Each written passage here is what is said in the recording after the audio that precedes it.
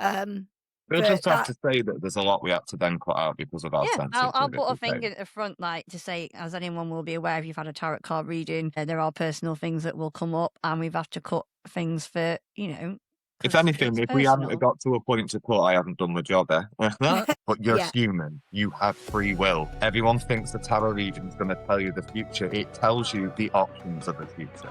I was attacked by family with false allegations, and my life got really fucking dark. I didn't want to share this. come on, you're leaving me in suspense. Oh my days! What? I mean, fuck it. We're here. Why not? We're here. So, like, the fact that you've just said that is just mad. You have this fear that if I flushed the toilet, I wouldn't hear the shadow coming to get me. And Spud decided we put the outfits on. Well, I didn't have an outfit on. Did you not? I thought you had something I had my on. dressing gown. You were the one looking like a hooker.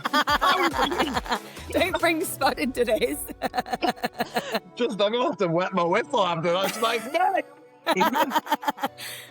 We had Milkman. We had God. we had. Oh God, I don't know what I'm about to uncover. Jesus. I am sat with both my friends and watching a version of me swinging it on camera, and I'm just sat like, oh my God. And it's on the TV. So I presume with your reaction then that makes a lot of sense. Yes, my Yeah. nan. Yeah, I and then the same as you. I used to live with my nan. I did not know what I'd be sharing on here, but I am not hiding. We have been that close since we were little. Yeah. There was And no it gets weirdness. better. It gets better. I saw the countdown and I just was like, okay. Little countdown into it. What do you do then now? You shut up. We be quiet. Hello and welcome to Becoming Lucy with me, Hannah. And me, Lucy. So tonight I am joined by a very close friend of mine, Jason, also known for anyone we went to school with as Spud, and also known as Unveiled. So if you don't know him, he is huge on TikTok as a spiritual guide and tarot reader. And yeah, we've been mates since we were 11, which we shall divulge into later. There's lots of stories, lots of laughs, and there's probably going to be a bit of dirt going on as well. Yeah, and obviously, whilst I'm not involved in this friendship, I am very excited about this episode because I'm going to be getting a reading from Jason/Spud, which I'm very excited for. Also a little nervous because these types of things are real and they're going to be live and I've no idea what's going to come out. But yeah, I'm really excited to do this on this episode. But obviously we want to make sure that we are doing something completely unscripted and yeah, ready and raring to go, aren't we? 100%. So it's completely off the cuff. We've got no script. We've got no structure. There's only the tarot card reading. That's the only thing is what we've got planned. So we're just going to catch up, have a proper chat, and yeah, you're just going to have a full, surprising, entertaining episode. That's all I can guarantee. Yeah. And even with the other ones, to be fair though, Luce, we don't really have a script. We just kind of have a few bits we want to talk about and then we're kind of quite organic. But this is even like less than that, isn't it? We've literally got nothing. I don't even know you, Jason or Spud. Jason, aka Spud. Actually, can you just tell me why you are called Spud? Then I could just call you one name. Is that really how we're going into this? Yeah, because Jason, say hello. it's confusing me. I'm like Spud, Jason, like, you know, It's weird. I'm known as Uncle Spud now because the next generation have carried it fucking on. But yeah, it's not an exciting story. I was the fat kid at school that loved jacket potatoes, and I made my friends every Saturday go to the Tater Man and eat one. And then the power went out in the summer holidays, and I just said something like, "Why isn't the light on?" And one of my brother's mates was like, "Because the power's off, you fucking Spud." And then I went back to high school after that summer, and everyone was calling me Spud. All of my mates saying because I'm basically fat and thick, and then all of my mates because they thought I loved jacket potatoes. And yeah. I may be fit and I may love jacket potatoes, but at least I fucked off the fat part. I feel like you said that before and it's a brilliant line. All right, okay. So I'm going to ask you, what would you prefer to be called today? I think it's got to be Jason for me with you, Hannah, as I'm reading for you, and we're not getting a reading from a fucking potato. At least it's always going to be. I'll be the judge of that. Before we started recording, actually, we were chatting, weren't we? And we were just like, going on or whatever. And I was like, I just need to know your nickname, and then we've saved it for this. But yeah, okay, Jason, very professional, Jason. Right. Well, before we do crack on, Lucy obviously alluded to it earlier that you've been friends since you were 11. So yeah, that's a long friendship. Tell me when, how did it start? And yeah. I'm going to let Jason. Oh, sorry. Yeah, you go, Lucy. This is your show, not mine. No, I'm going to let you answer, and then I'm going to give my interpretation. Okay, no, well, I've been thinking about this question for days, and I know we've got the similar stories that we may differ on opinion. However, my honest and truthful answer to knowing Lucy was Lucy's laugh. I've got a very cackly sort of laugh. It's my mother's laugh, I'm happy to have a laugh and not the heart problems. Let's hope that falls again. But, and then being in a high school, when I laughed, everyone knew and heard it. And then getting into high school year 7, this laugh came bombarding through the hall. And literally, it was like we just found each other. And we were in the same group of friends. But yeah, Lucy, I'm interested for you to throw out your opinion of this.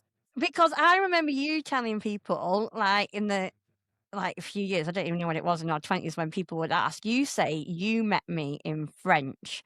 And you remember this story? Yeah. Right, okay. So you said you met me in French, and I was with Steph McMahon, and you said I had a face on me and I looked like an absolute bitch, and you disliked me from that moment. That was until I heard you laugh, because you weren't laughing that day. Like, you weren't happy. You were honestly, see, there wasn't a resting bitch face, Lucy. You looked at me like you wanted to take me out, and yeah. See, I thought you was going to say that story, so I was going to turn it around and say he was probably the one with the face on him, because if anyone knows Spud, and in his younger days, he was a very fiery character, and if you said anything wrong or said anything wrong about his mates, you knew about it. So I was going to say that was his mood that day and not mine. Yeah, but he said something really lovely, so I didn't expect that. So why not? You've thrown her. Well, I mean, expecting a big debate. You sound like a blooming married couple with the amount you're bickering already. I feel like I'm going to have to mediate you two, honestly. Oh, it'll get worse. Amazing. And then obviously you've just had a really long-standing friendship. I know from obviously, and me and Lucy have our chats and stuff, you see each other like quite regularly and things like that. So obviously, what did you feel then, Jason, when Lucy went overseas? Because obviously that's when I met her. How were your thoughts when she flew away? Not happy at all. Like, I knew it was always her calling. I remember her always watching the rapping TV shows that bored the shit out of me after about 5 episodes, but she loved it, and it's what we did. We even used to sit and watch Benidorm, didn't we? I used to make you watch Benidorm and stuff before it was even like repping, and like holidays we were obsessed with. We went on a holiday, didn't we? Our first holiday together was in Turkey. And you know how normally people go on there in like 1830s? Yeah. We went to a family hotel. Wow. Didn't we? But we loved it. Like, we were doing like all the discos. Spud was Mr. Wow. The pool, everything, weren't we? Yeah, everything that was going on, we were involved. And like I say, the shows at night, which have obviously changed a lot in family hotels now, where they get the men up and they dress them up in drag, and you have to do all the silly, Mr. Wow, and all that, he nailed it. And we were kind of like in competition with each other, wasn't it? Like, who's getting up? And it was like, it was the worst pairing to put at competitions when you've got me and Lucy sat there. But I was reserved for Mr. Wow. I shouldn't have been him. Mr. England. But the guy didn't turn up. So what we did is got all these shots of Raki ready just in case he shouted my name. They shouted it and we all fucking downed him as quickly as possible. And I get on this stage, I'm representing England, all these other people representing their countries, and I smashed every round. And it got to the final round. They took me in the back and they were like, choose a wig. I was like, that one. And the woman was like, oh, you really want to win? Because it was like absolutely massive. It was Tina Turner wig, wasn't it? Yeah, you had to sing a song. They passed you a microphone. And I'm like, in my head with all these people, because it was like a stage, wasn't it? I finally found my moment. And I'm like, what song's going to represent? And then I sing Tina fucking Turner, simply the best. And then I still won that round. And then it came to down in a pint and blowing up a balloon till it popped. And I didn't know I couldn't blow balloons up. So I'm sorry, England. I let us down. But I do. I've learned now, if that day ever fucking comes, I can blow a balloon till it pops. And that's all thanks to my failure in Turkey. So you learn from your mistakes. Yeah, well, we tried. Oh, that sounds like a very eventful holiday, and it also sounds like every holiday Lucy goes on. So And common it was theme only there. one. It's funny though, because obviously when you were saying about watching those repping programs, I absolutely used to watch them myself as well, and I used to watch the Club 1830 one. I've got them on DVD still. Oh, they Wow. were amazing. That because I was similar to you. Like I wanted to be a rep and I wanted to Yeah. be a youth rep. Like that's what I did Yeah. for the first 4 years of my repping career. And I used to watch those Club 1830 shows and the episodes. I used to absolutely love it. And like it was like a big dream come true when I got the job. Like it would have been for you, Luce, as well. Like Yeah. it's a dream accomplished. Do you know what I mean? Yeah. Not And for what your I friends. find funny. Not for your friends. Oh yeah, I was no. asking how you felt and now I don't give a fuck. Sorry. We're not reminiscing. Oh, Yeah, no. but that kind of rolls in perfectly for today because before Hannah became a rep, the only time you've ever had a reading was before you came a rep to help you make your mind Wow. up to Yeah. what path that she was going to do. Because obviously, Yes. as people know, if they're regular listeners, Hannah was in radio and Yeah. she had these opportunities, but she always wanted to be a rep. And it was like, Yeah. Yeah. what do I do? So she went. It literally was that, and I was in this like limbo land where basically the radio station was going to network. So the job I did was going like further up the country, and they didn't need as many kind of like local, you know, teams and presenters and things like that. So I sort of went back to being like promotions on the radio station, but I was like, I've kind of like not able to do the job that I kind of fell into after the promotion, did the presenting, and then went back to promotions. I was like, what's my next like, you know, dream job that I want to do? And it was the repping side of it. So I went to see, I think it was a tarot card reading. Did she have cards?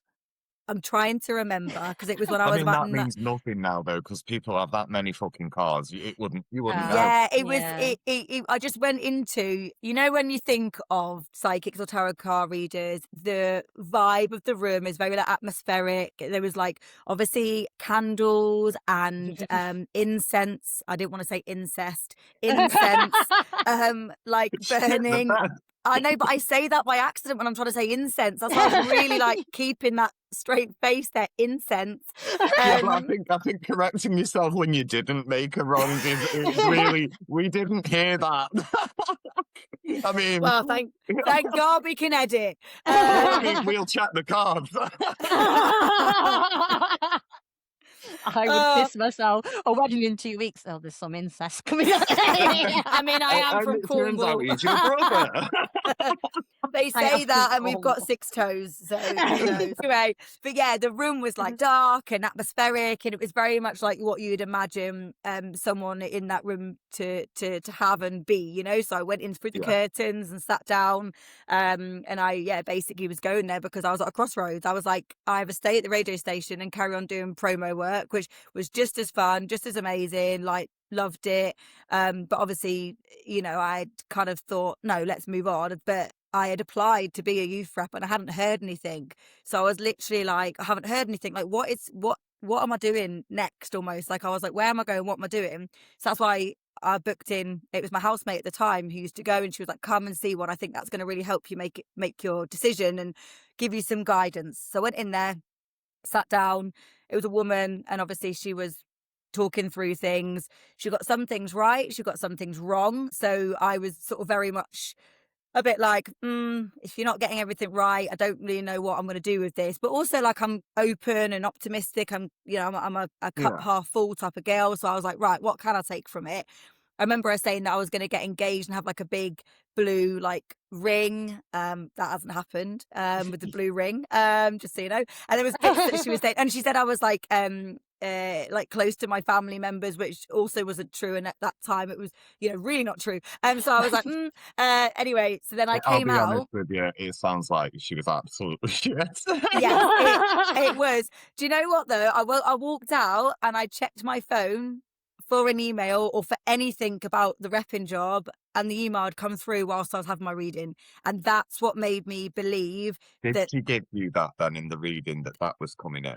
it, she didn't say, she said something about you've got something coming up, there's a venture or something. I remember her saying something about that, which was very vague, but for me, it didn't matter if she was shit or not. I went there for a reason and I came out and the email came through as I was sitting in that room. So It's for like a me, sign almost. Like if you exactly. want a sign from the universe, There it that is. was That's what you got from exactly it. how I took it, and that's why I've always believed in that stuff ever since.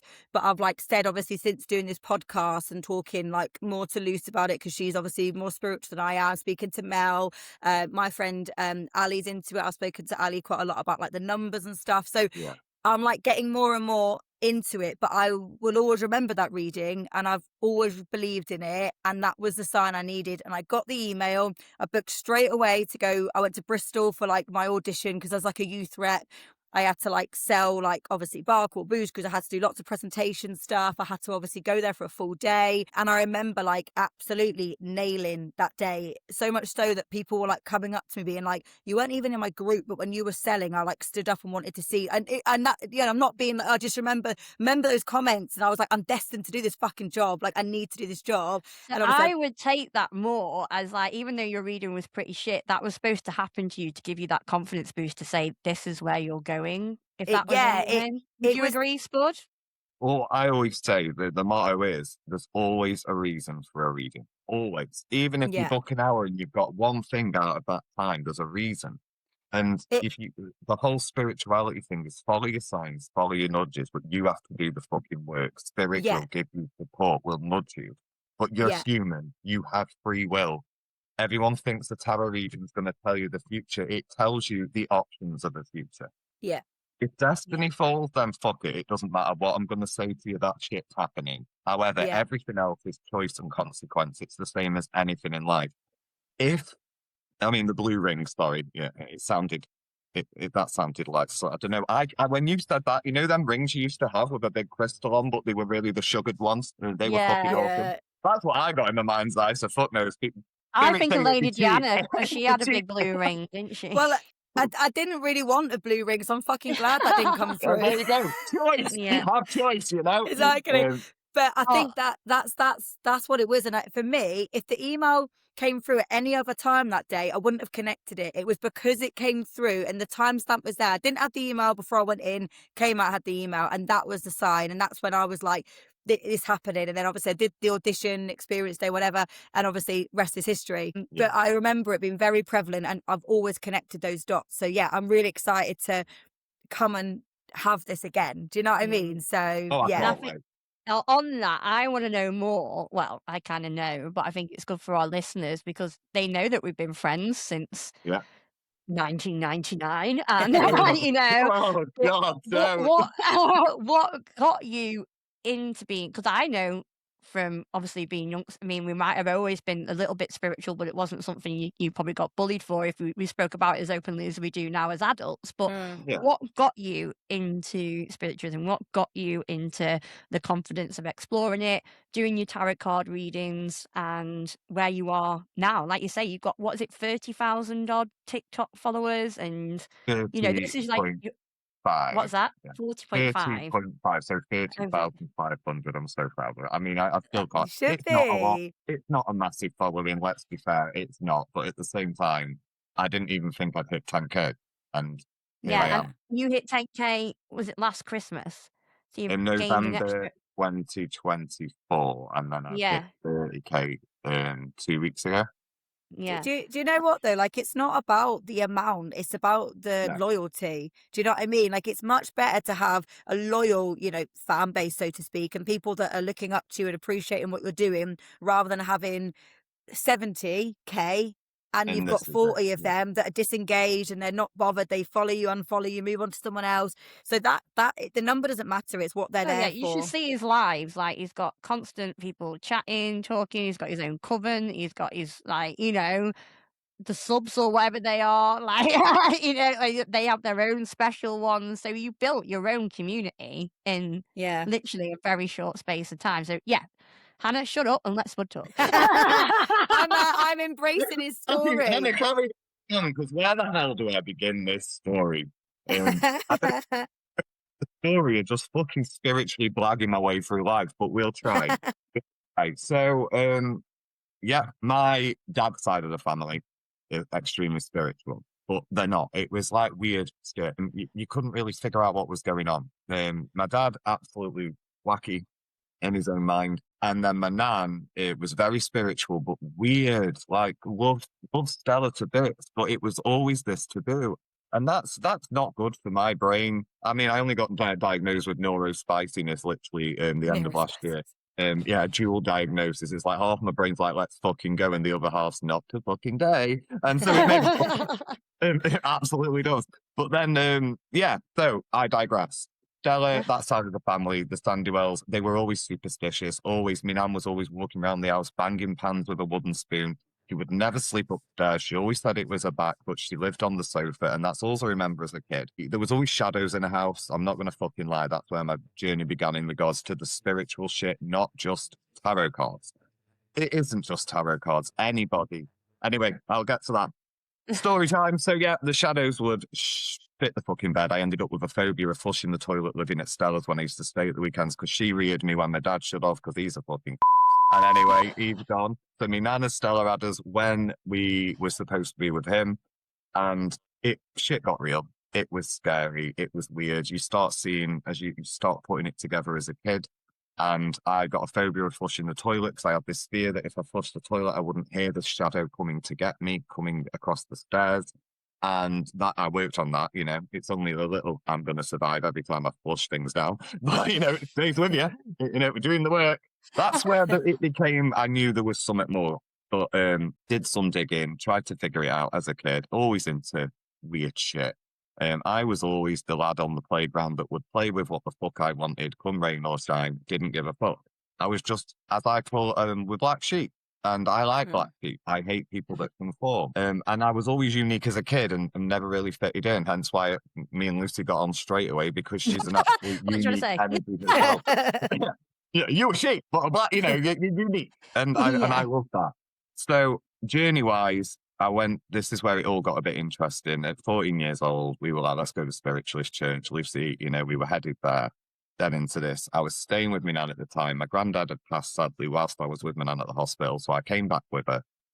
I reluctantly moved in just out of fear of the fucking house, but I was moved in with her for like 9 to 12 months just to be with her in that time, and went to my mum's at the weekend. But in that time, we were going to Spiritualist Church, and my screen's just completely gone black. Like, don't say it, Jason. Don't say our secret. Spirit are like, no! It's here. It's coming for you from the toilet. Shadow bag! Mum said Boo would come. I saw the screenshot of the message. She actually did say that. Say hi to Boo. Bless her. So anyway, yeah, went to the Spiritualist Church, was staying with me nan, and she was like, you're not to go. My nan never told me what fucking do. She stood her ground. She was square in the eyes, dead serious, like as if this was devil worship. You are not going. I don't want you involved in it. And that was like a red rag to a bull. She'd hooked me. I'm like, oh, if there's a red button, I'm pressing that shit. So straight down with Lucy, down to the Spiritualist Church I go. This woman in this church, I remember her just dead-eyeing me, just staring at me, never stopped. And it just fed this curiosity in me as well. I'd always had strange, vivid dreams that seemed to come into fruition in ways. I'd always had my beliefs. I was always drawn to cats. Cats were the only thing that felt like they kept the shadows at bay. And so that's how I convinced my mum, because she used to work and leave me because she was a single parent working a stupid amount of jobs. And I was at home doing the house, while my brother was living his childhood. And I managed to convince to get me some cats. And I learned that actually, when the cats were present, the energy was different. And that spurred me into very much paganistic, stuff. Like, what about these spells? Got so into it. I never did any of the blood work and shit. I'm not that guy. I'm all for the light and the dark, but I'm not fucking sick, People I know did get into that shit. And, well, look at their lives now. Anyway. You're probably going to be listening like, bastard, I knew that was aimed at me. Good. I fucking warned you. Sorry. So, went back to Nan, and this is when it all unfolded. She told me I wasn't welcome back if I stepped foot in the spiritualist church. And, well, I fucking was not doing that. So I went back to me Nan as if nothing had happened. And that's when it started to come out. And she explained that her auntie was the founder of the spiritualist church. And also, weird thing with synchronicities, right? I've since subsequently, I need to tell you this or I'll forget. So that's where my journey started in regards to spiritualism, but I've delved in many areas of shamanism, all these things as I've grown up and grown.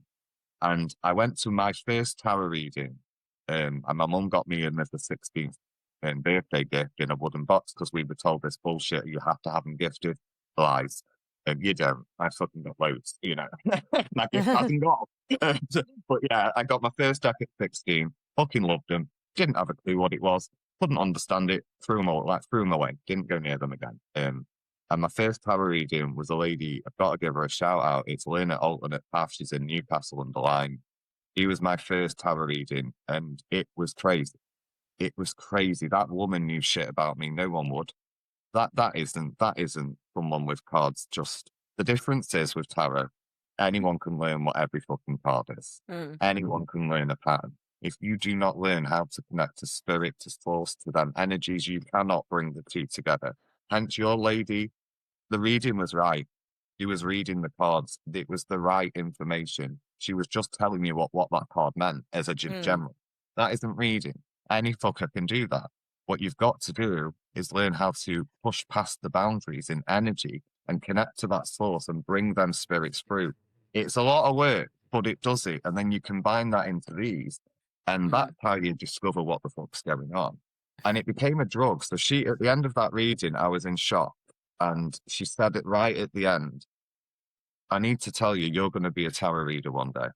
And it's going to be your full-time career, and you're going to be, she was very complimentary, you're going to be big, and this is what you were supposed to be doing. And I'm like, well, you've lost me now, you crazy bitch. You know, you had me all the way through that. We've got the feels, which she made me teary, we were laughing, and suddenly she gave me this absolute bullshit prediction at the end, and it was, look at me now, you know, like, it was crazy. That reading changed my life. It cemented everything for me. She explained the shadows that no one's ever said to me about from being a kid. She explained how she had it, and I was just hooked. And then I went through a point that we did it as friends. Me and Lucy, we'd get us cards out. I used to go and learn as much as I could, but treated it as my hobby. It was my go-to. And my life got really fucking dark. And I mean, I've been through shit in my life. I've been multiple. I was so fortunate to have great grandparents on both sides, you know. And my biggest fear in life is death. It was. And then I would have nightmares as a child about dying all the time from being 2 years old. And my brother got the blame a lot of the time. My dad used to, when that fucker was around, would make out that it was him putting shit in my head. And we just say that Spud's brother's called Damien, so it used to be about a bit of a running joke as well, because obviously, you know, like the film Damien. Yeah. And I had sleeping bunk beds with that. It was a bit quirky and a bit connected, and I had literally the Damien sleeping above me. But anyway, there was a lot of shit from, I don't know why. It's like I've come into this life with fear of the end of it from being little.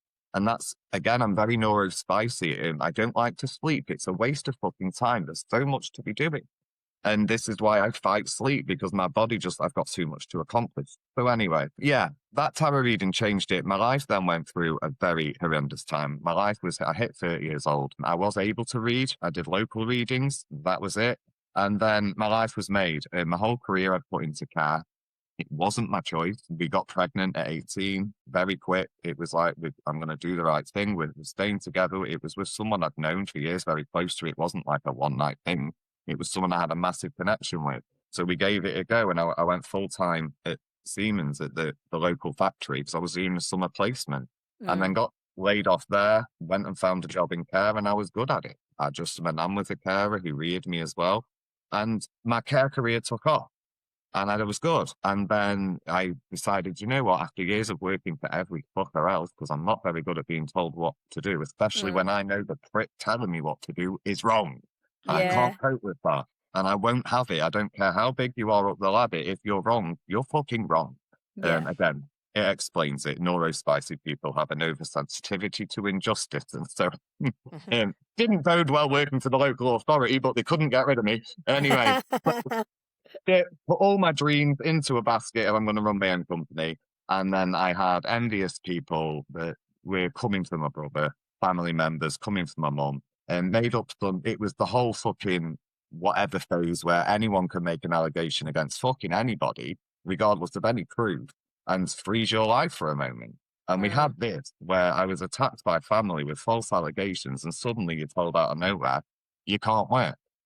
And I've created a care company. And it was very clever because even though it never went anywhere, they were refusing to come in and have their interview. So it was I've been this bitch in the family, made a false allegation, and then my life had to stop. And I just achieved everything. Jason, little Jason from Tin Town, had just finally got like his dream, and it was attacked, and it sent me in a place, and my place is the tarot. And I remember going to Lynn again, one of my trusted, and she warned me about this allegation in the January's reading that year. And she said to me, whatever happens, no matter how bad it gets, Jason, know that you win because you've done nothing. You win. And the world will know the truth. These are bad people. And she said that at the January. And then that hit in the summer. And I rang her, I was like, you best put me in. Like, well, that shit, it's here. And like, we need to look at this. And so she did. And I just remember, I've had mild depression and I've had anxiety. That moment in my life, it was like, I've never give a fuck what people think. Never. Not a fucking chance. I did that. That shit grounded me. And it sent me down this path of, what the fuck am I going to do? And what I did was turn to spirituality. It's that where me and spirituality became one in that darkness. So thank you, fuckers, because you forced me into this.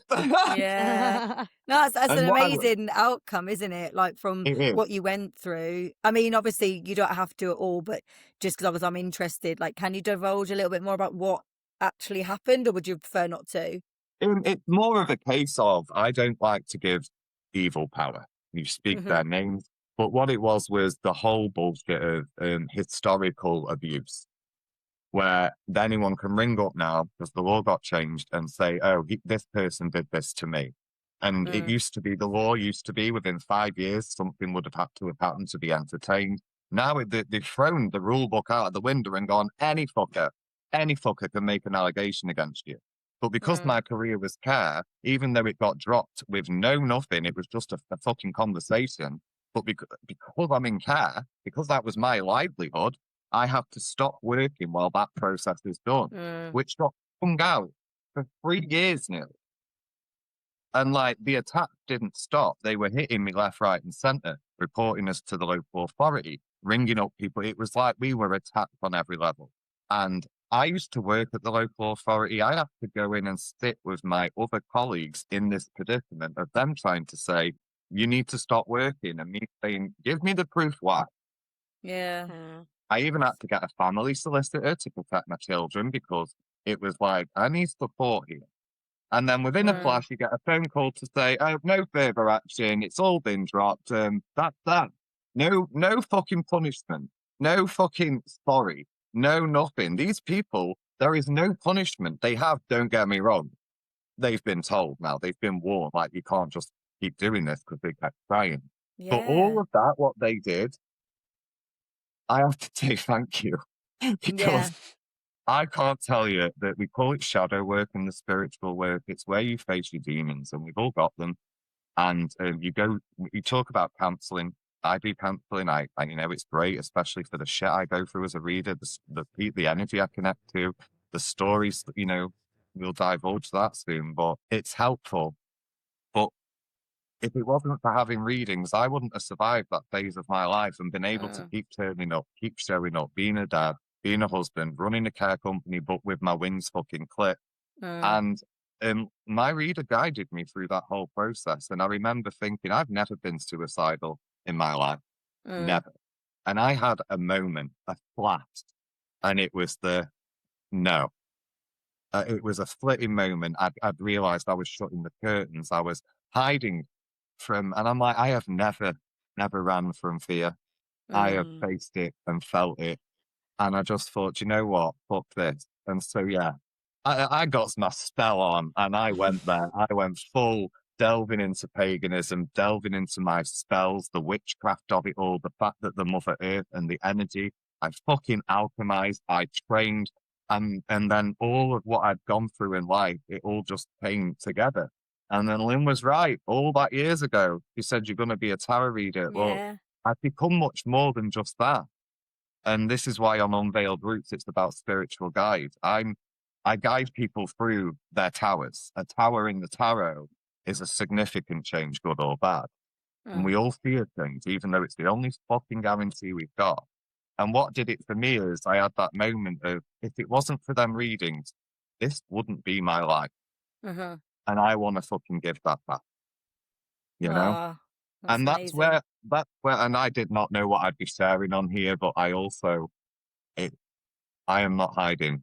I'm not hiding, and that's what I'm trying to show the world and show all my people that I look after and guide. I'm also fucking human, so I always say, don't put me on a pedestal, guys. That's all. I make mistakes. Just because I'm a reader doesn't mean I won't reshuffle, and if it tells me the same, go, well, fuck that. I'm not- I've got the option to do that, right? Yeah, exactly. Oh, that's an amazing journey, and like, yeah, thank you so much for sharing, because I think, you know, that's definitely allowed us to understand kind of where you are now. And like you said, saying thank you to those who wronged you, like, you're just a bigger person, aren't you? Do you know what I mean? You're giving that positive energy out, and you're gonna get that back, you know, rather than just harboring in it, which is so easy to do when you're in that traumatic situation, to sit and harbor and just be like, I don't know how I'm gonna get out of it. But now you're on the other side, and you can tell you are dead happy, and obviously in your absolute happy place with tarot card reading. So Absolutely. Yeah, amazing. absolutely. Yeah, and I think like when me and Spud were first talking, he knew I was doing the podcast. And I was like, I'd love to have you on as a guest. But we had him on as a guest, and this is not me trying to like not even blow smoke up his arse for what he's been through. I was like, I don't know where the fuck we would start. It's Like, true. It's it like would It's too be true. much. a series like season 4 would be Spud. Like literally from like childhood going up, da, da, da. Yeah. But like I say, we just thought it's got to be the tarot. Like Yeah. it's Well, It's we, got to gotta be. be. and I It think Yeah. is. when we were chatting about it as well, weren't we? When you said, oh, I've got a friend, you know, and I was like, absolutely, like, yeah, like, and I think we're finally here doing the episode, and we've been talking about it for ages, haven't we? So it's very exciting. So Oh, I've I been think, buzzing me tits off for it. I can't lie. I've been yeah. so excited to come on. Like, it's weird for me, this process, because it's like, Hannah, I don't know you, but it's like you're not. I know you're not a celebrity as such, but like I'm listening to your podcast. You know, get me through the shitty days, the times that you listen to Summit and Lucy. Obviously, I'm friends with anyway, so I get that energy. But sitting in this environment, it's weird. It feels like I'm doing. Yeah, it's exciting though, and it's so good because I've read for Lucy Hannah over the years, and I have to say, in her readings, it kept saying, you've got to get out. It's not for you. It's not your soul's purpose. It kept saying you need to slow down or they're going to stop you. And Lucy, literally, in the last reading I did before her shit show went on, you know, where she became this fucking warrior that she always was, it Mhm. said that you need to slow down and also say no. I think it was to something. Actually, Lucy, I'm going to let you take that. What was the conclusion of your reading that time? It was Especially so. it was, but the one thing I remember taking from it, because obviously we know I have a horrendous love life, and like Spud will say, like if you take something from a reading, it's something like they can come out with it, but it's you to interpret it as Yeah. well. But literally at the end of the reading, he went Spartan. I've got Spartan, Mm. and we just took it as a bit of a like. You know, like Spud's like, oh, typical type for Lucy, fucking Spartan warrior. Do you know what I mean? Yeah, Like, Yeah, yeah, just yeah, be aware I was Spartan, and the race that I did was yeah. The spot. Spartan. Yeah, yeah. oh, Do you know what I Wow. mean? It's and this is And that how will it be on a works. recording somewhere. yeah. Yeah. Oh, she records them all. Yeah, I even recorded myself. The other day, like I said to Hannah, obviously, and obviously Spud knows this, like I was really so tempted to just set up the iPad and film our conversations because it'd be like a very extended version of Loose Women on the sofa with me, Spud, and Jess, because they all come round at 6:30 and they don't leave till 2:00 in the Yeah, morning. she I know. says. Last time went off a little bit, didn't it? I mean, I do tarot mediumship. I work with shamanism, paganism, all of that. And on my manifesting, like what I want to achieve is to, hit. I've got 10K achieved that. I've got 50K and 100K. At the 50K, my manifesting is I'm having like a rodeo Texan theme, cowboy, cowgirl. We're getting a line dancer in, and we're Oh, getting a I am fucking dog. coming to that, please. You have got to. You have got to. And that's the 50K. And then the 100K in memory of our friend that passed, Charlotte, God bless her. We're doing a master ball. That's my manifesting. That's what I've decided. And we'll do it Amazing. for charity. So that's what I'm doing. But also, I want my own tarot deck. I had a website. Thing is with me, Hannah, I'm spiritual and shit. But if someone's gonna try and set a fire on me, I'll light the match my fucking self. And so in business, I don't take prisoners. If someone comes for me, I wanted just a website and I got it all ready. It launched and then the person tried to screw me over and I just went, shut the fucker down. Like, done. Doesn't Yeah. matter. And so, but Spirit, funnily enough, the website's just gone down and my company that I had sold has been delayed for 2 months. So it's like, thank God. And you go, you don't know why in the moment, but it always works out. Yeah. However, Yeah. I want to do ghost hunt. I've been on them, but it's like ghost hunts. I don't want to do it like that. I want to take people and connect to what spirits are there, have their own experiences. But that's on the board. And when I went to Lucy's last time, it was like, what the fuck's going on? I've heard about this. It was and I mean, what is shown to me, Hannah, is I've got work to do.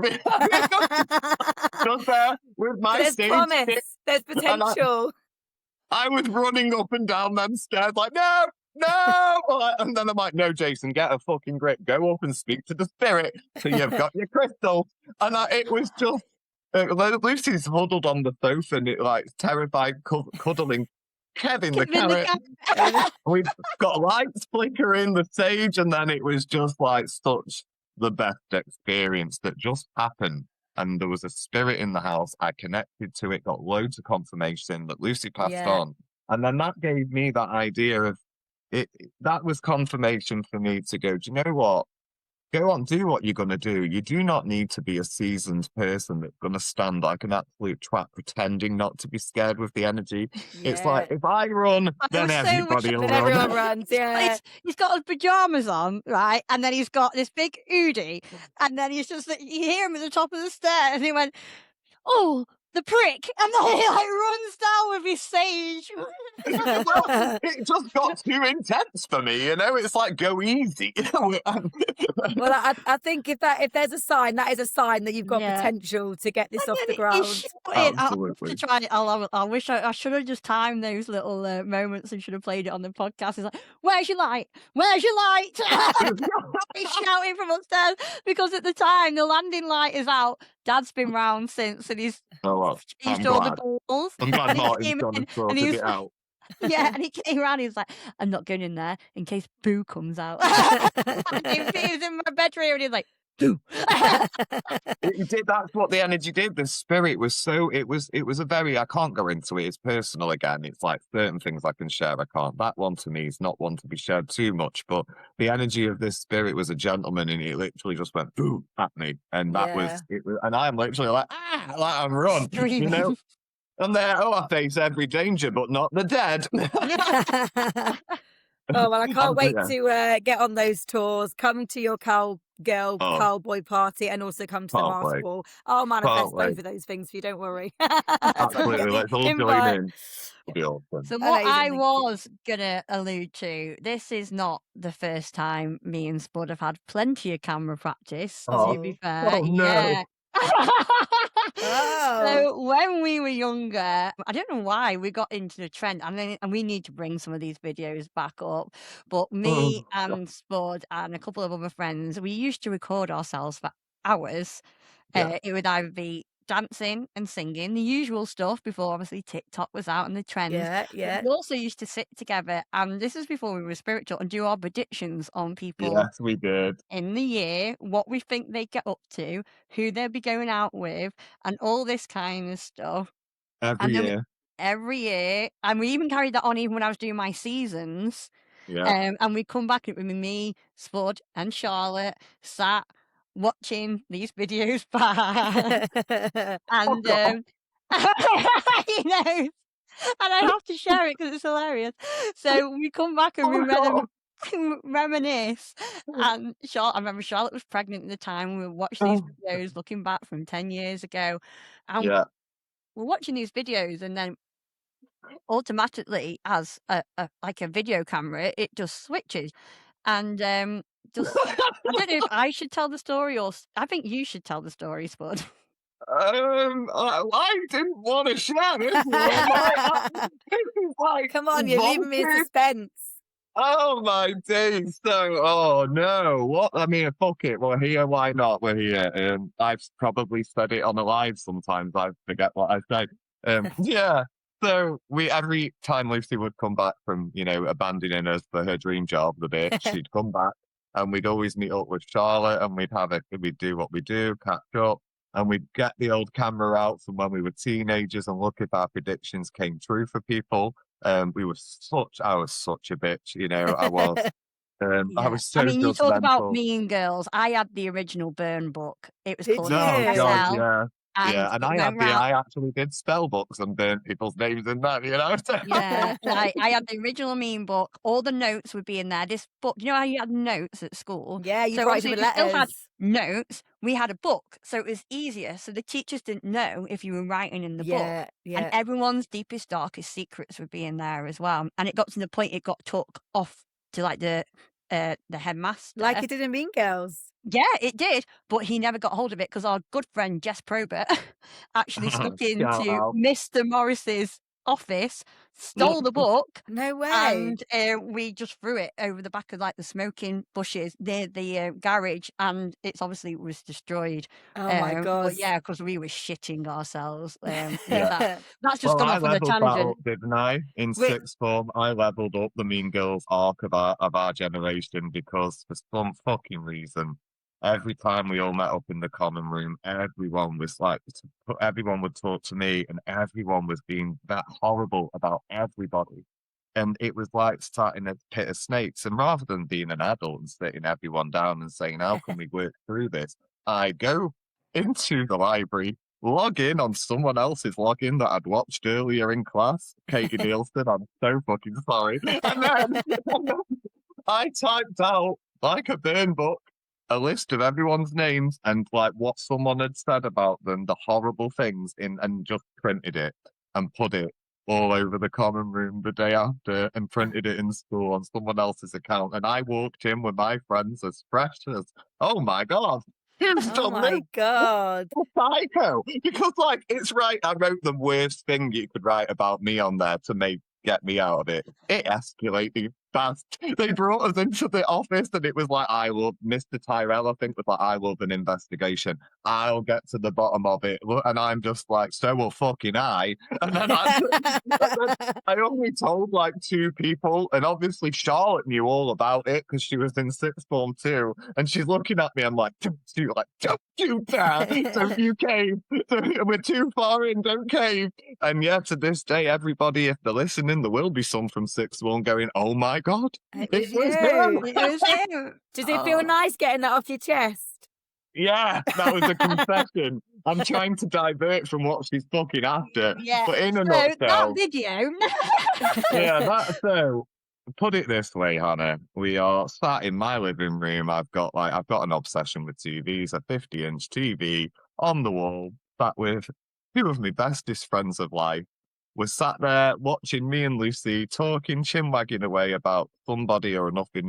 Suddenly the camera changed and I am sat with both my friends and watching a version of me with his cock out, stood to attention, swinging it on camera, and I'm just sat like, Oh my God.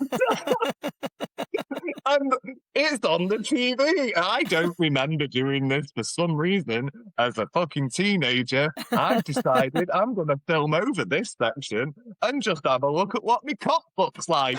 And I'm sat next to my best friends, and Lucy just turns and went, "You're really proud of yourself, aren't you?" And I'm like, "I'm dying here." And then my missus comes home, everyone's rocked up because I'm going, "It was above the waist, and like we can see your Chinese bedroom paper behind you." It's got like, you know, like the I'm like, borders that used to have, like Yeah, proper yeah, in yeah. like the And 2000s. then the It was missus came in and she's like, "Right, put it on." I'm looking, and she looked and she went, "It's you." And I was like, "Fucking hell." Right, I mean, of course it was mine. It's my fucking camera. But Well, he Lucy, tried to God blame it on calm his as a brother bitch. for about half an hour. It's not me. I think it's Damien. Damien must have come in and took the camera. But Charlotte was going out with Damien at the time. She's like, Yeah, Charlotte's going, "That's definitely." I mean, yeah. Well, I love how There's your obviously missus something to say. confirmed it as well. I love how she was like, "Let me have a look. Let me have a look." Yeah, that's Love it. yours. yeah. Oh, But we have well. got videos embarrassingly as well because Spud used to buy loads of stuff from the catalogue, you know, from Oh God, yeah. I you know, was like you reading get on the catalogue. vouchers Yeah, and you yeah, get and Yeah. you save all the vouchers the yeah. whole year.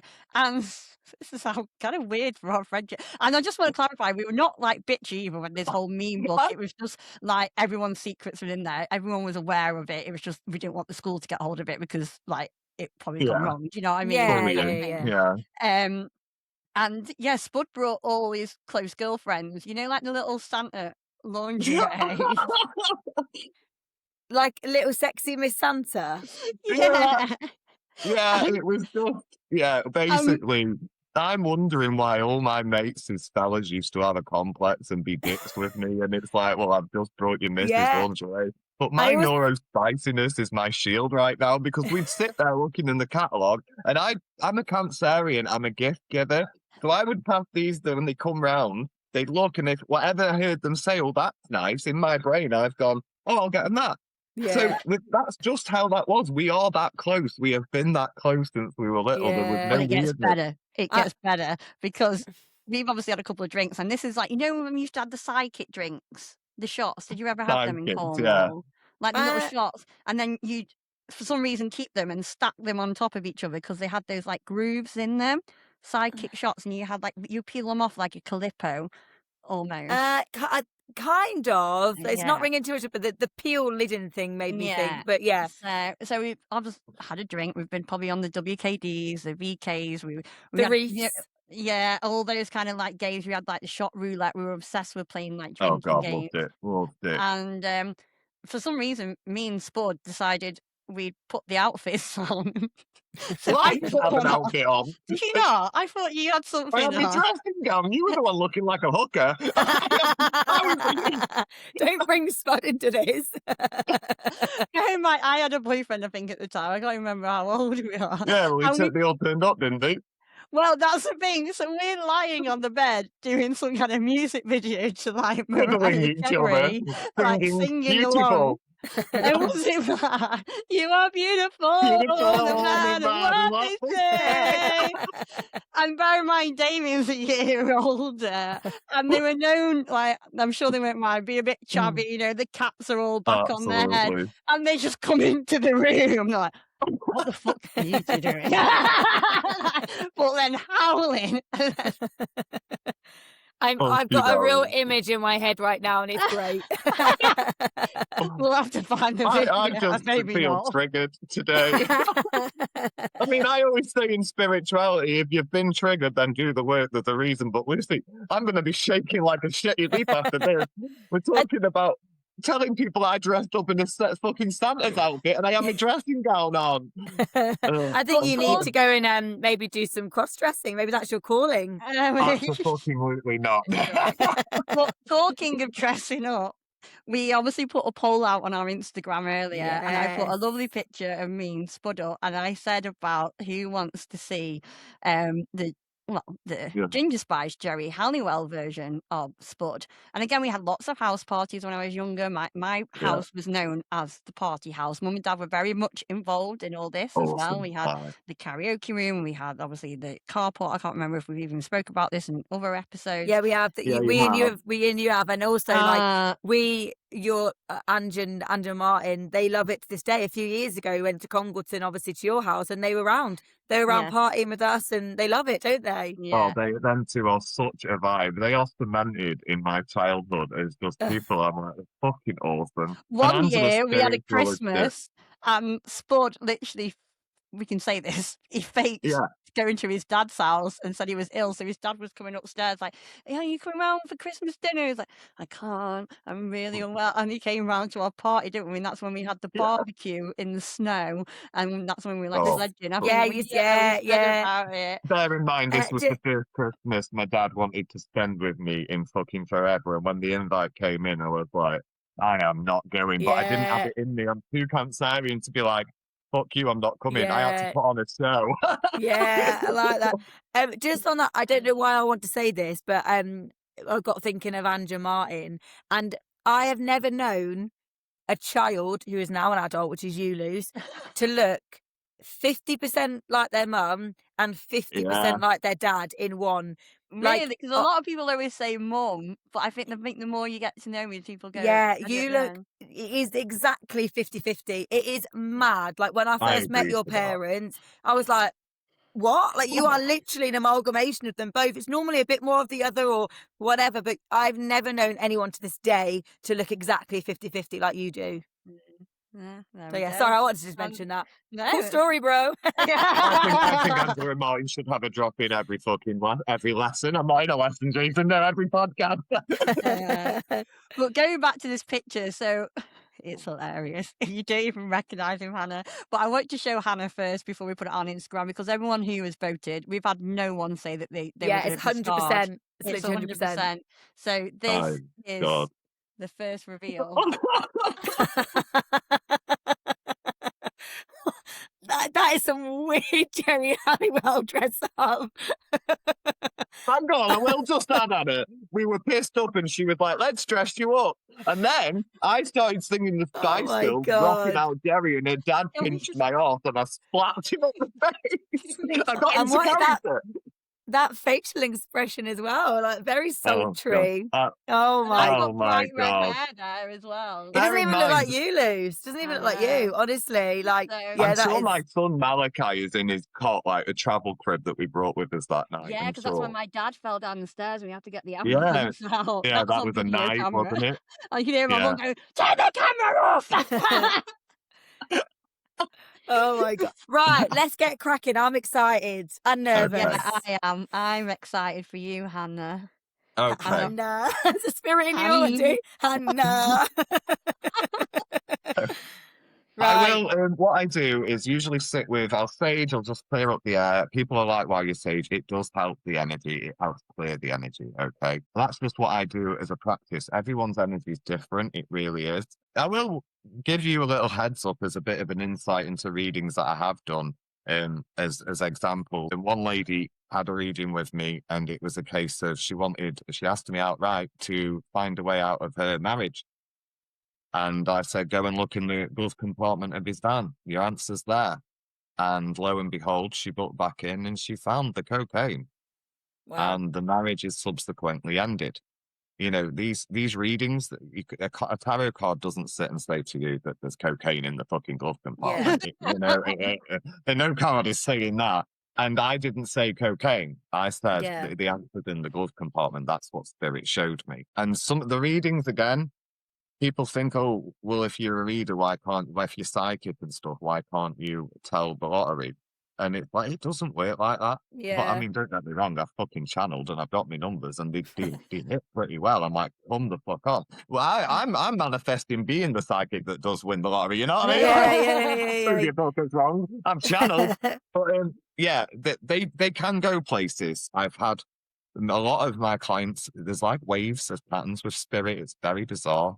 I've just had a big wave of domestic abuse survivors where they're literally having the readings in the car with me, trying to hide and have that reading. The patterns of readings are usually people in a bad place. You know, I love doing a reading for Hannah. What I'm getting to is your energy is not in a bad place. I know you've got your energies, your triggers, your traumas, haven't we fucking all, but life is good. Your energy is good. So pick a number for me, 1 to 5. 4. So 4, that's your heart chakra. So rose quartz at the moment, but what I'd also say is aventurine. Aventurine's for the heart chakra, it's green, but it also brings in abundance. Because your energy's shifted. It's like you can be a mom, you can be, a daughter, wife to be, But, and this year is about like, you're in the sense of lost to duty, lost to all this. And this year for us Cancerians is very much about finding that again, finding that purpose outside of it all. And this is very much what you're doing right now on this podcast. This has become yours, 100%. But aventurine is going to be what helps step that off a little bit, because that will ground your emotions and your abundance together. So you've got head and heart as well working in alignment. So let's bring this fucking in. This isn't just a joke anymore. And this podcast is becoming much more than just having Hana time. It's becoming a success. And we talk about who am I becoming? What I get from your energy I'm channeling a lot of citrine, which is your solar plexus. That's your independence. What I get from you is I know you're becoming a wife. I know, I listen to the podcast. What you're actually becoming again is Hana. And that goes hand in hand with marrying your partner. Because you may have kissed a lot of frogs, but he's the only one that knows who you are. Mm-hmm. The good, the bad. I was going to say the ugly, but it's the good, the bad, and the spicy, shall we say? And while we're on that note, pick a deck, 1 or 2. 2. So I have to just throw this. They'll give me visuals. They'll just throw random things in, and I'll just throw them at you and keep going. But I am getting, for some reason, it's a red ribbon tied in a girl's hair, specifically red ribbon. I believe it's you as a child, if I'm honest. But they're just showing red ribbon in her hair. There's significance with that.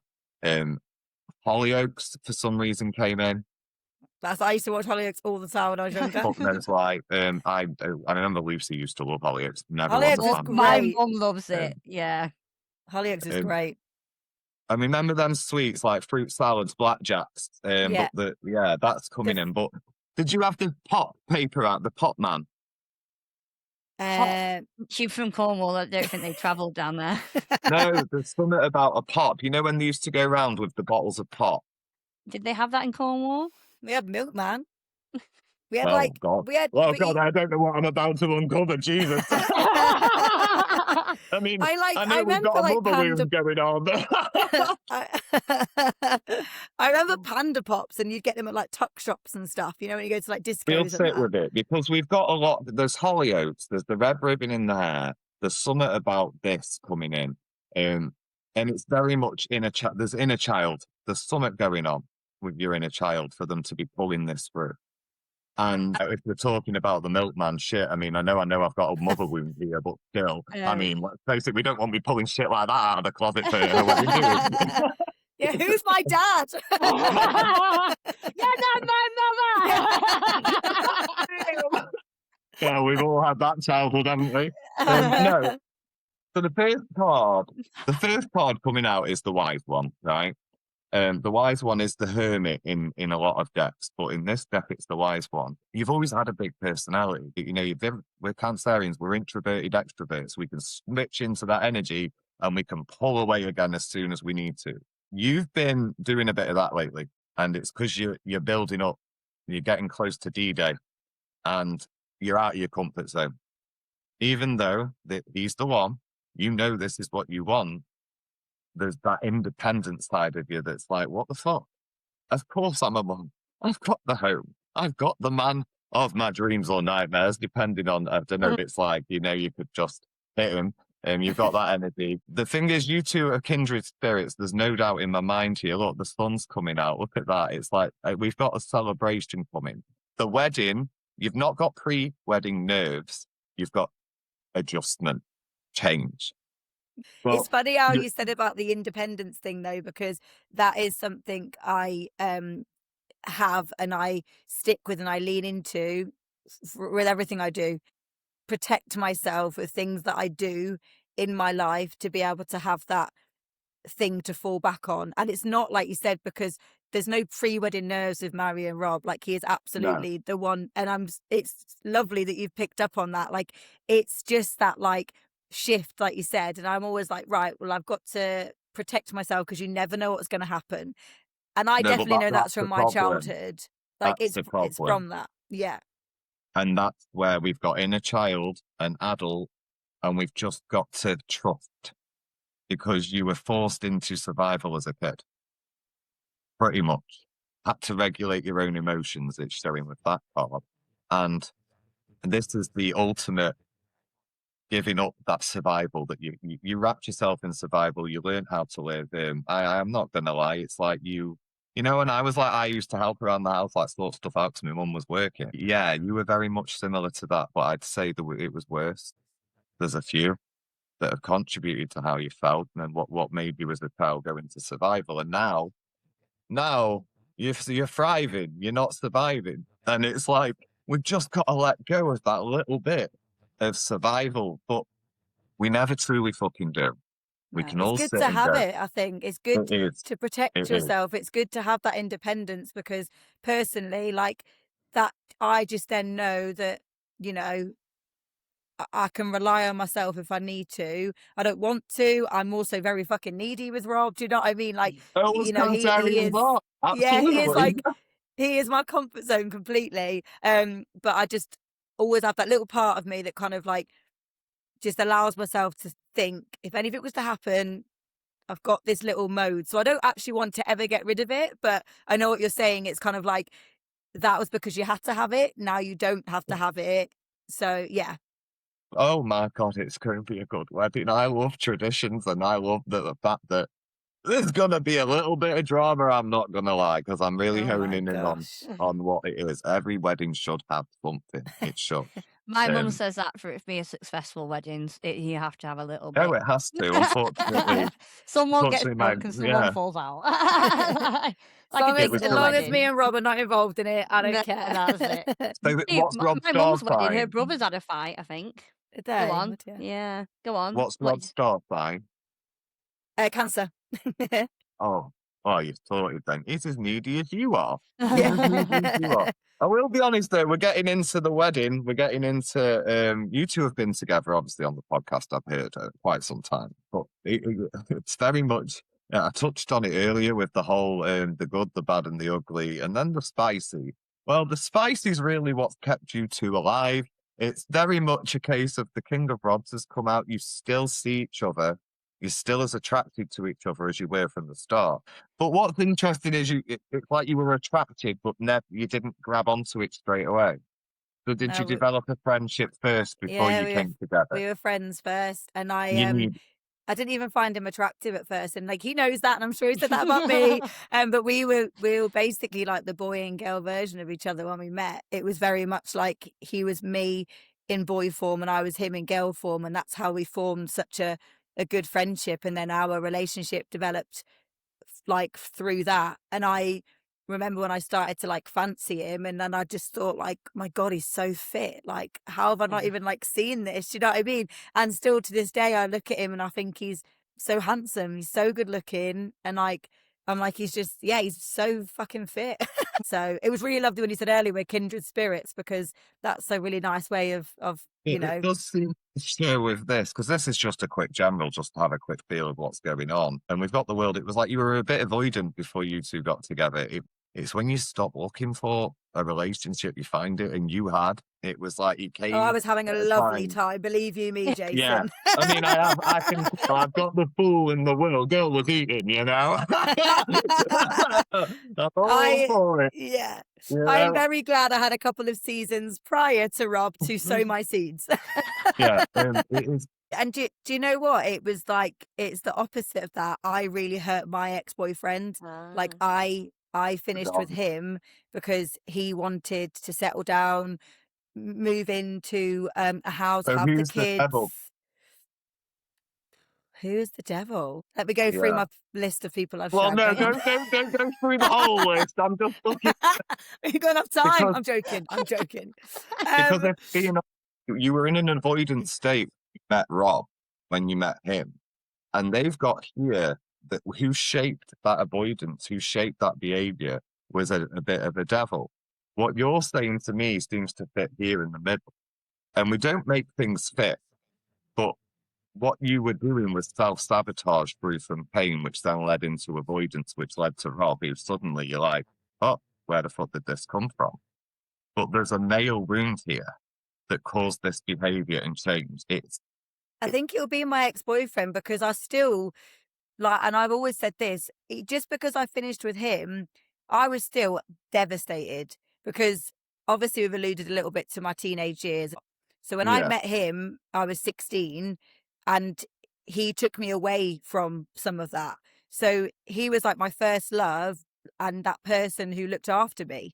So that's why I was still devastated. I finished with him, not because he was the loveliest person ever. And that if I saw him again today, I'd just be so grateful to have a chat with him, have a catch up with him, see how he is. Like when I finished with him, I remember like it was like a movie. I like did it in a club because it just got to a point I'd been thinking about it for about 6 months. I was like, I think I'm falling out of love with him. Like, I don't want to settle down. I need to get out of here. Like, this is not my life. Like, I've got more to do, you know, all that kind of stuff.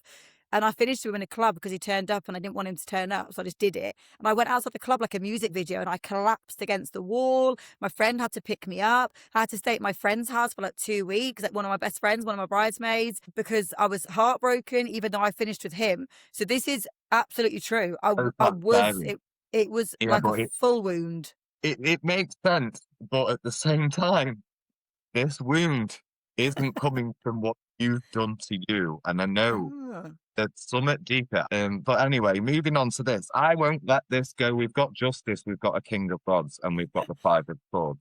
This male wound, if it's not in a romantic sense, there's a male wound that's coming in from childhood. Because this wound is what has shaped that pattern of behavior into where you ended up with Rob. It's a catalyst. It wasn't you breaking your own heart for freedom. It's a wound that's a part of your life that's not, yeah. If they're It is, dead, I can probably give you the there it is. person. It's family. It's- There's the family card. I asked for more because I'm not getting it. It's the family wound from the male. Is this person dead? Listen, I'll ask. We've got the nine of rods. It's really changed your energy, Hannah. It's changed you. We've gone Queen of Swords and you're Queen of Cauldrons. Your energy's gone as we spirit of pushing us into this direction to try and figure out this journey. For me, I'm being nosy. I can't help it. When I spot, not saying I'm calling bullshit on you, that wound for you will be real. This wound, what they're giving that shaped that journey for me, isn't that. It's a narcissist. Again, the word narcissist is getting used way too much now. It's becoming a fucking tagline. Just to they're a narcissist. But you definitely you understand what they are, and it's very much coming from family. And this wound from a man, it's family related. So whether they're in spirit or not, I've not reached out to go any negative male out there. Do you want to come and say hi? You know, I would just do that to them. That's what I would do. Yeah. What I would say is that is what shapes that journey for you, not what you'd think. And what we've just done really is that's a little what we call the shadow work, where we push and we push and we keep going to the roots. Again, counselors do it spiritually. We notify them with what they're giving, where they're saying. And yes, there's the close. That means death in the tarot. As I'm asking for, is this person in spirit? I've got the close with the Ace of Rods.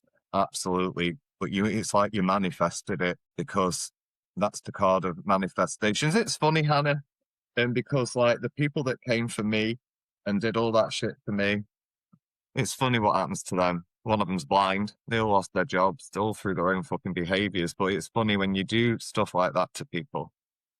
It's funny how the universe gets you back, you know?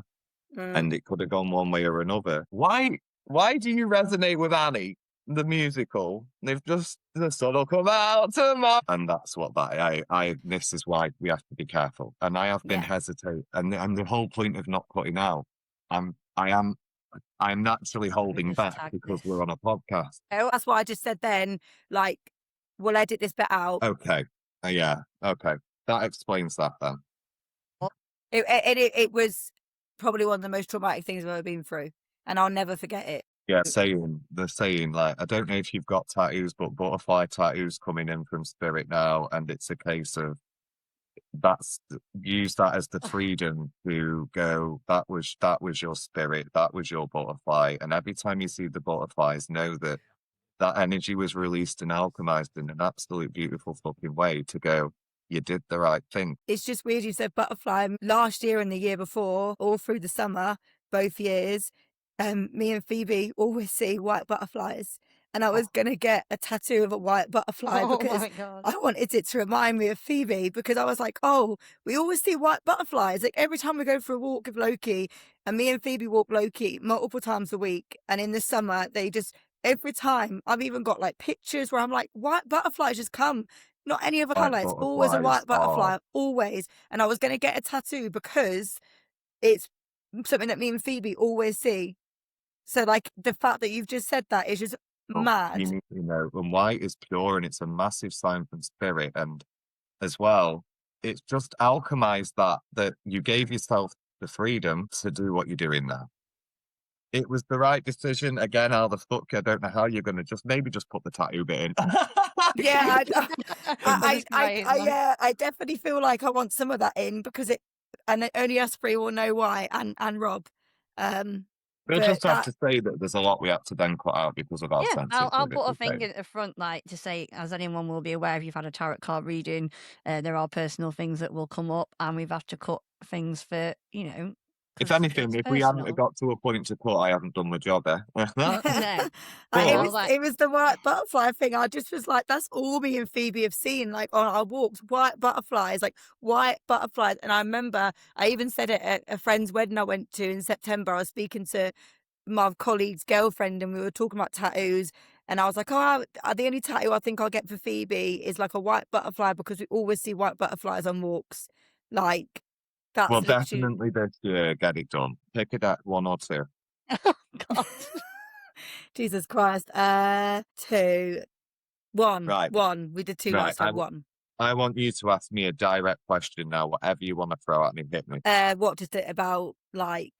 Anything. Everyone needs closure, clarity, and when you come to a reading, we sometimes go in thinking, oh, it's going to be about that, and then suddenly you sit there and the emotions get you and realise, actually, no, it goes a lot deeper, and here we are, let's go. Anything. It can be career, anything you want. Well, I think I'm going to go on the theme of the podcast, because obviously me and Luce have got I'm the so same glad you- we've got I the fire decided in if our you did, belly. I am.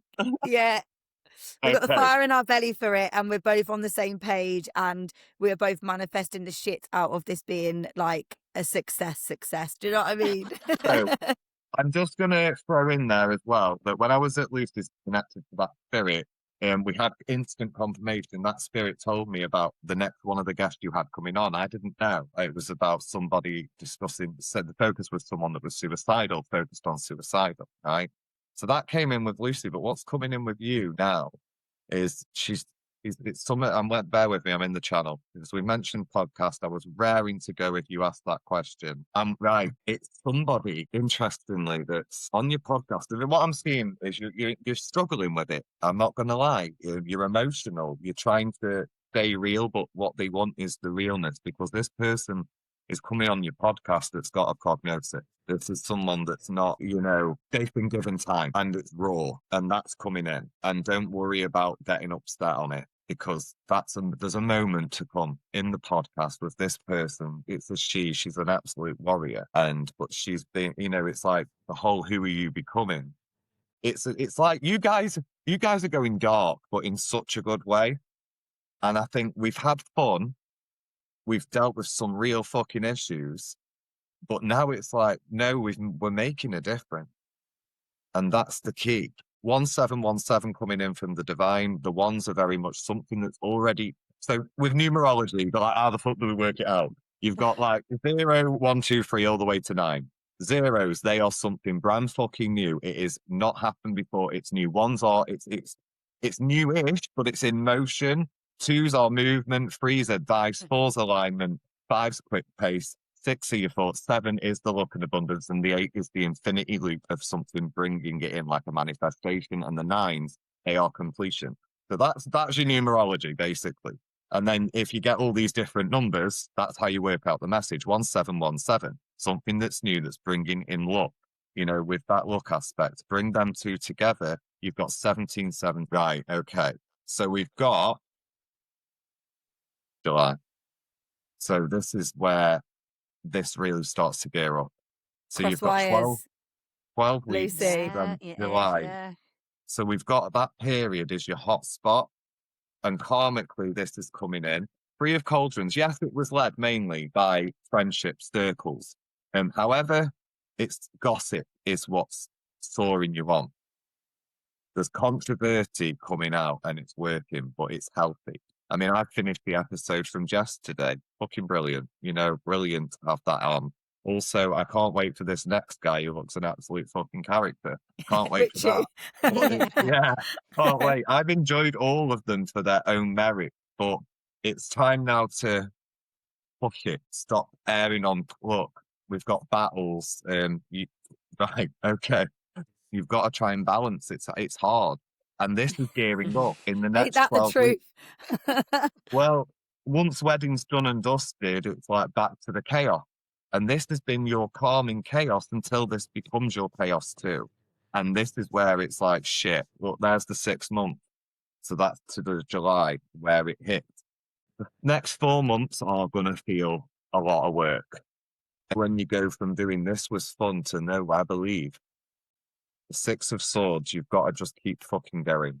You are being warned from spirit to say you are going to have to manage some sort of, you know, any press is great press, but there is a moment coming in that you're like, sure, suddenly this is real because we've got slack coming in. So there's going to be controversy. Again, if it's me, Christians and Catholics, I've got respect for y'all, so you respect me.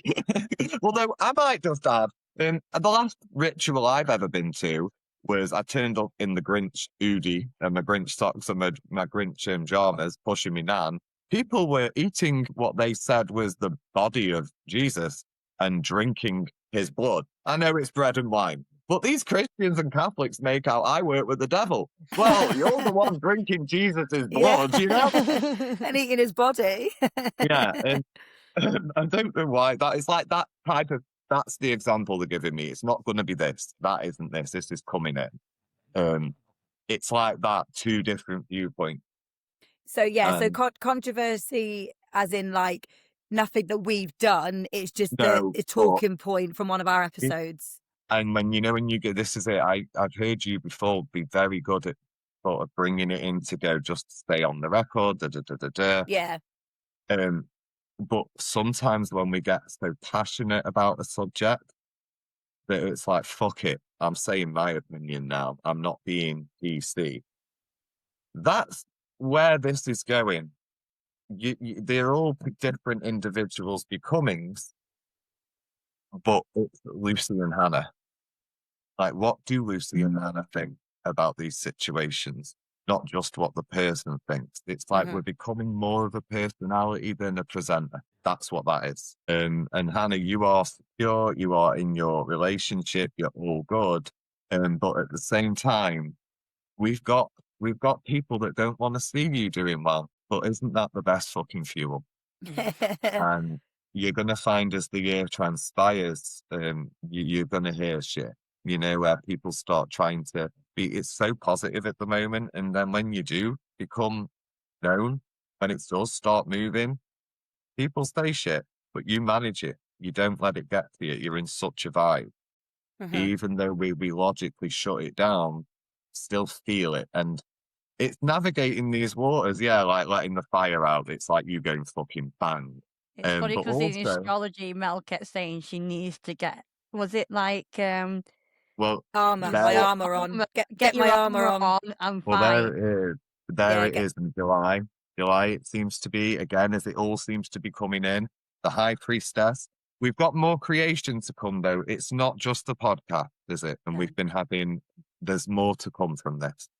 Like, where can we take this? What is this going to be? But so you worked in radio, so someone's pulling you two into, like, to actually where you go in and talk about it rather than you just interviewing people. That's been shown to me then as well. So that seems to be like where we're promoting something, but I'm asking for more. It's a chat that brings you in onto the radio. Greg James. Okay. We're going Greg. big, baby. We're going Radio 1.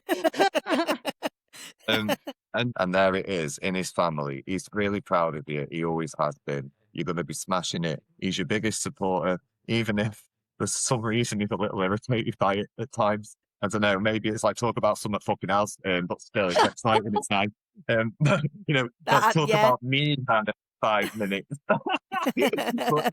Me and Rob are very, very similar and stuff like that. So yeah, I probably do irritate him.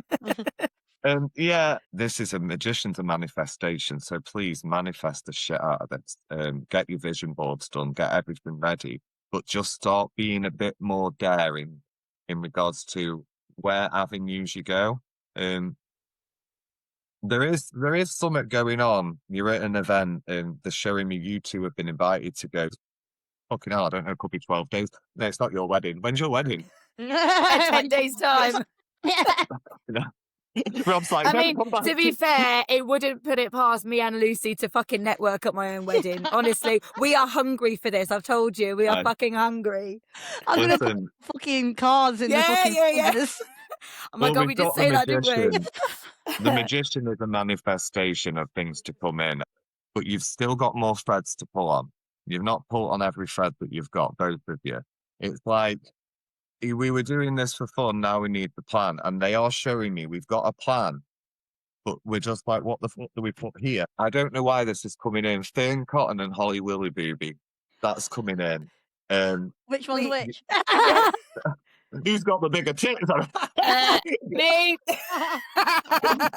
Obviously, is Willy Booby having the reading now? Is this am I growing? I'm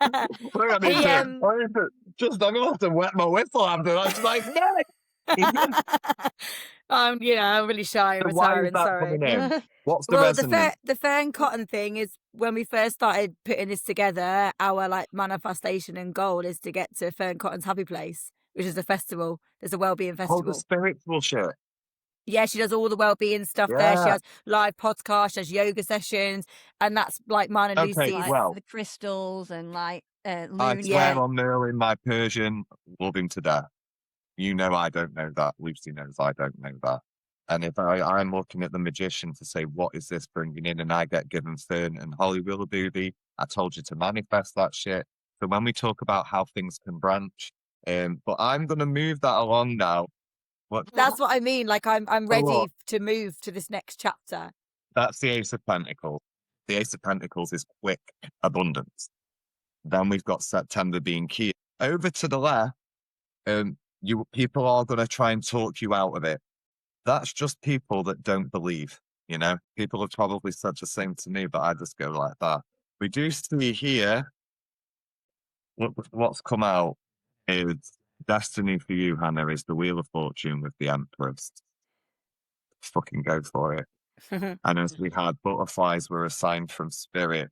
A robin is this lady in spirit sign for you, and so she's going to be trying to come around. You'll see a robin at the moment. It's time to take the fucking jump, because this lady was very nurturing as well. She was the one that nurtured you, reared you, it seems, and she's saying the robin is the key to get the fuck on with it. In my terms, I don't think she'd say it like that. And they can tea. They love the cup of tea. I've got my swig of mine, actually. So I presume with your reaction then that makes a lot of sense. Yeah, it's my nan. Yeah, the same as you, I used to live with my nan. It came through then that basically she was your mum. That's what I always say. I always say my nan was my mum. Yeah. And she still is. Yeah. And her nickname when she was in the Navy was Robbie, which is like Robin. With the Robin. I'm with you. That's why she's shown us that. Yeah. And look, there she is, literally under her card as the Empress, saying, I'm going to be at the wedding. That's the wedding card, the Ten of Pentacles, for anyone that knows tarot. She's at your wedding. She taught you how to cook, clean, and all sorts, is what she's saying here. She tried to teach me to iron. That didn't go well. I don't know, preaching to the choir there, sister. I keep looking at my TikTok, like, shit, I should have ironed. But she was very much a stickler for the cleaning, the sweeping, all of that crap. I call it crap. I love it all, really, too. Listen, And that song then, Shania Twain, Still the One, came in. That's what she's just handed me. A bit cheesy, but I do love a bit of Shania. I can't lie, my mum reared me too. And my mum brought me up on ABBA and Shania. And Still the One came in. And you are going to be dirty. You are going to, and everyone should have the mum at the wedding. And I think that's why on your wedding day, the Robin's going to appear to be like, I'm here. I'll have both then. I'll have my actual mum and I'll have my mum. Yeah. I'll have both. You will. Yeah, it's just mum in spirit, you know what I mean? Mum in spirit. But as readings go, your child is absolutely fine. There's nothing to worry about. When we talk about a bit of neurospiciness, the only thing I'm getting is she's got a little touch of the neurospiciness, that the energy just seems to be quite there. There's nothing fucking wrong with it. It's an absolute superpower. It got me through life. It'll see her through too. With parents like me and Rob, I wouldn't expect anything less. Yeah. But as readings go, you're going to have a fantastic wedding. You've got a great trajectory ahead of you. The 18th of April as well is a significant day, so be careful with these. When pull these dates through, I train people in tarot, I train them in mediumship and everything else. And we all did a day, and I said, I'll grab one too. And I got mine, and it was the day I got told my cat, who went to be spayed. The farmer had already spayed him, and it turned out he couldn't be having an operation because he's been given a prognosis. My little familiar solstice, my black cat. So these days aren't always like it's a significant day in your life. I'm not saying anything's going to happen to your pooch at all. Don't take that. Yeah. Do not connect them dots. What it means is I put them in my calendar when they come in, and it just means there's a significant moment in that day that does take days forward. That's what's coming for you. But have a great fucking wedding. And a great career with the podcast. I think that's what we're taking out of this as well. There definitely is, and I can't help it. I think we'll all be upset when we listen to the episode I'm connecting to, because there's a moment in it that we need, and what they're giving you is let us all feel it. Don't stay. You know, when we were doing this and I was holding back, I felt I was like, we're being recorded. I'm trying to be careful because of people listening to your personal life. And then we just went, fuck it, we'll cut out what we need to put out. Let's go. You're going to have a moment like that. And it's like, that's our Cancerian shell trying to manage his emotions. Remember that you're allowed, you won't be able to help yourself. You'll be fucking crying your eyes out. Fuck it, I can see it. Like, you're both going to be like snotting into shoes and going, carry on. And that's just because of the strength this woman's showing you to. And you both sat there going, how the fuck is she doing it? But that's your podcast is becoming, isn't it? And it literally is becoming something that was never really what you'd had in mind, guys. But at the same time, it's destiny, you know? So just remember your little reader. And then as regards to my story and things I've shared, I am starting my own in regards to like talking about that. But don't get me wrong, I've been through my shit, and the allegation point was just me standing in my power for the first time going, fuck it, I've had enough, you know? I'm happy for it to be used because no one's fucking keeping me down. And my biggest barrier with TikTok was like going through that. I've never cared. And whereas I'm like, it doesn't fucking define me. And all of the people I work with have been through probably a lot worse. It gives perspective, doesn't it? Because even though you've been through stuff, like you said, there's always someone that goes through worse. But I always say that no matter what you go through, whether it's a broken nail or abused, the emotion is still the same. The emotion is still relative. So it doesn't matter what you go through. If you felt that emotion, then I feel fucking bad for you. I'm sorry you felt that because I know that emotion and it's awful. So I've only learned to come to terms with that over the last 4 or 5 years because I was bitter about perfect families that had close relationships with their parents and that had this like 2.4 point children set up and that like, you know, mums and daughters are best friends. And, you know, I was so bitter and jealous that I didn't have that. And it only took me to about 5 years ago to realize that I might not have the typical family, but I've still got a family. Some people haven't even got a family. You know, I've still got both my mum and dad coming to the wedding. We didn't have a typical teenage year, you know, years, sorry, but I've got them. And they've taught me things. I'm the reason why I am who I am today because of what I went through, because of that situation, etc., etc., etc.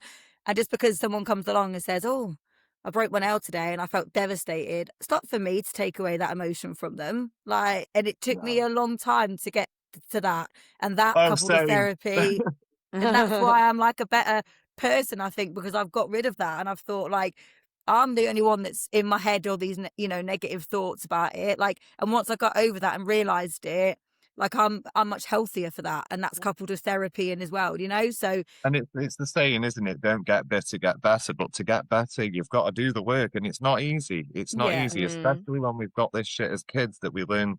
It's not easy. But I always say the hardest thing about my journey is everything happens for a reason. Truth. Spirituality is live and let live as long as nobody's hurting anybody and be yeah, free without following the rules, but no hate. That's the yeah, point. Don't be a twat. We've all got opinions, but don't be horrible. But my biggest difficulty with this journey is every time something really fucking bad has happened to me, my spiritual, whatever it is, grows. I go further in, I learn more, I reach more. Because, we go searching for answers, especially loss. But I'll never sit and say I needed to go through that to get to here. What it's not right. Like my granddad passed, or that happened, and then what's thrown me into my career as a full-time reader now, not just was my friend, sadly being taken from us in an absolute horrific way 2 years ago. Like me and Lucy still, we call it the Charlotte effect. He Yeah, I'd was say Hannah knows one of about Charlotte he was anyway. one of She, the brightest people of us all, and always the one that said to me, do the care company, write the book, be a reader. She was always believed in every dream, and hence the mass for 100K is for her.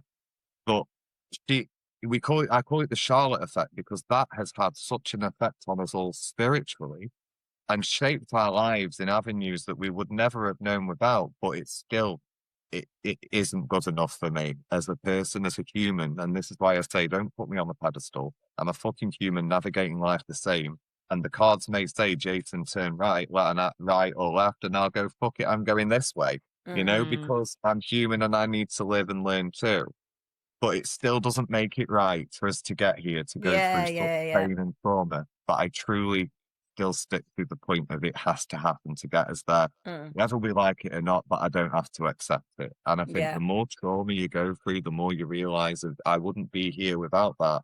Well, fuck that, fuck that. yeah, yeah. for sure. So Still wanted to, obviously, that was great, obviously, with the reading and stuff. But I it was still only want, a snippet, to be fair. It it was was a only a snippet. snippet, yeah. It was amazing. It's really like, yeah, really fantastic. How did you feel? Because obviously, you've had one reading in Mm, your life, which we referred to at the start of the yeah, episode.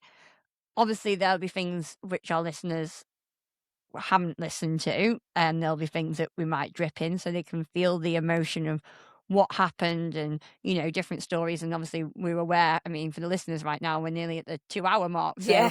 we will have to edit or do 2 episodes. But how do you feel like that's officially like your first proper tarot reading in probably 15 odd years? Yeah, no, for sure. Obviously, I think it was very accurate, which obviously is pleasing. But you've obviously always got that air of like nervousness when it is becoming so accurate, because at any minute you could turn that card over and it could be like, oh fuck. So every time you were doing that, I was just obviously hoping that it was going to be, one A that wasn't going to positive. make me, yeah, it wasn't going to, because I'm a real bad overthinker and I'm a real worrier. So I was nervous that I was going to leave this and just overthink and worry everything. Yeah. But it's the complete opposite. It's all, stuff that I wanted to be validated, the podcast. And then obviously there's been other bits we've talked about that, we didn't know we were going to bring up, but it's the cards.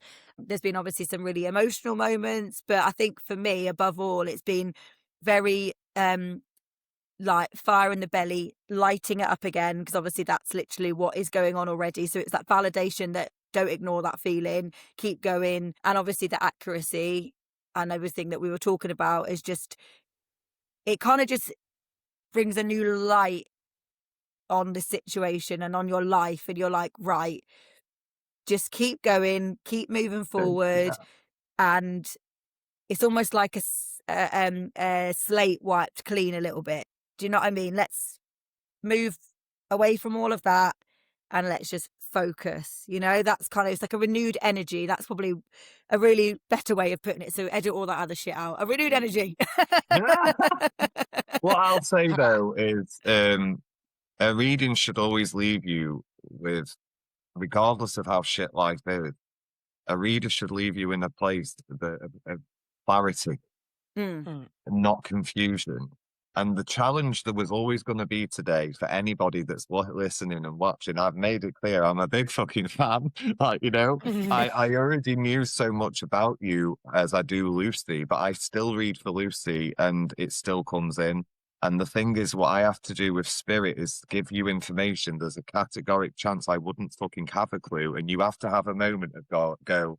You don't have a moment in a region where you go, how the fuck did he know that? Where the fuck did that come? If you don't have that moment, you've not had a reading. Yeah. No, I think there's... Did you have the moment, Hannah? I had it twice, I think, and you can then I've definitely done my job. I think both times I cried. I think that's probably the realization that was the moment that you're talking about. I think those two moments, the butterflies, and then obviously my nan. So, and then and everything else around it was just as accurate. So it's been a really fantastic experience, and thank you so much. It was great. God, I don't even know where to start.